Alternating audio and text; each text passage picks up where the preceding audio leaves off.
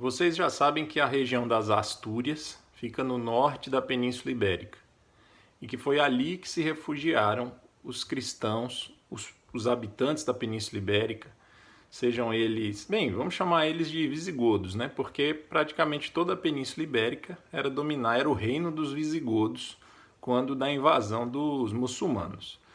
Esses visigodos vão se refugiar nas Astúrias por quê? Bem, primeiro porque o sentido da invasão é de sul para norte, então o sentido da fuga é de sul para norte, então indo para lá na parte norte da península. Agora, além disso, aquela região ela era montanhosa, ela era muito pouco habitada e muito, digamos assim, inviável para a prática da agricultura. E isso fez com que, naturalmente, os muçulmanos não se interessassem pela conquista daquela região. Ia ser uma conquista dificultosa, ia ter resistência dos cristãos e, além do mais, não ia ter grandes vantagens para eles. Tá.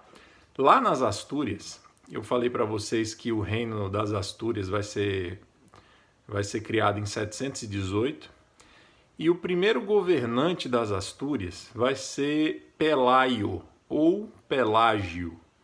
Não confundam com Pelágio, o monge britânico que criou o pelagianismo, aquela doutrina herética lá do século V. Pelágio provavelmente era um rei visigodo que liderou aquele grupo de cristãos visigodos que se refugiaram nas Astúrias. Tá? Então ele foi aí o primeiro rei lá dos asturianos. Bem, Pelágio, a gente não tem grandes informações sobre ele aparece naquelas crônicas que registraram esses acontecimentos, cronicões, que aparece esse nome na literatura, e a gente sabe que ele foi assim o líder de um primeiro foco de resistência e de independência em relação dos visigodos para com os árabes, certo? Então ali, praticamente no mesma época em que os muçulmanos invadem a península, já se começa a resistência é imediata, ok? Vamos falar um pouco sobre essa resistência, sobre o começo dessa resistência. Acontece o seguinte, ainda antes de 750, ou seja, invasão em 711, no sul da Península Ibérica, os mouros, principalmente berberes do norte da África, vão atravessar o Estreito de Gibraltar e entrar na península. 718, 5, 6 anos depois, os os cristãos que migram para o norte vão estabelecer o reino das Astúrias. O rei é Pelágio, ou Pelaio. E de 718, antes de chegar em 750, já vai acontecer a primeira guerra civil entre os muçulmanos. Ocorre o seguinte, lá próximo das Astúrias, abaixo das Astúrias então, ao sul das Astúrias, um grupo de berberes vai se revoltar contra o domínio dos árabes. Os árabes eram minoria, mas exerciam a liderança.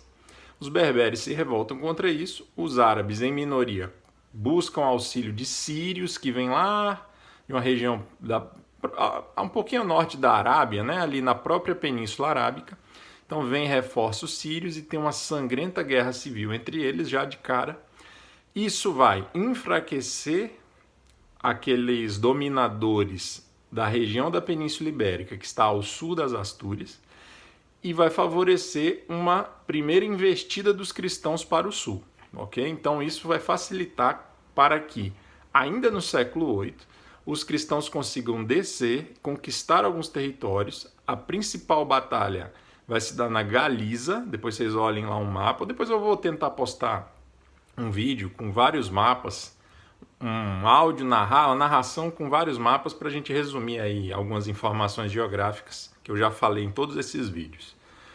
Muito bem, então a Galiza vai ser o palco do primeiro grande confronto ali de cristãos e muçulmanos. Os cristãos vão vencer. Então a gente pode dizer o seguinte, ainda antes do século VIII acabar, em 700 e alguma coisa, nós vamos ter duas grandes zonas na Península Ibérica. uma zona mais ao norte cristã e uma zona ao sul muçulmana. Qual que é o limite dessa zona, né? Dessas duas zonas? Então eu vou dar aqui para vocês as informações. Ó. De oeste para leste, Coimbra, onde hoje é Coimbra, aí você segue o curso do rio Mondego, passa por Taravella, Toledo, Tudela e Pamplona, certo? Então, enquanto eu não coloco esses mapas, vocês podem dar uma olhadinha e aí vocês vão ver a linha desses limites entre a zona de influência cristã, de domínio cristão, e a zona de domínio muçulmana.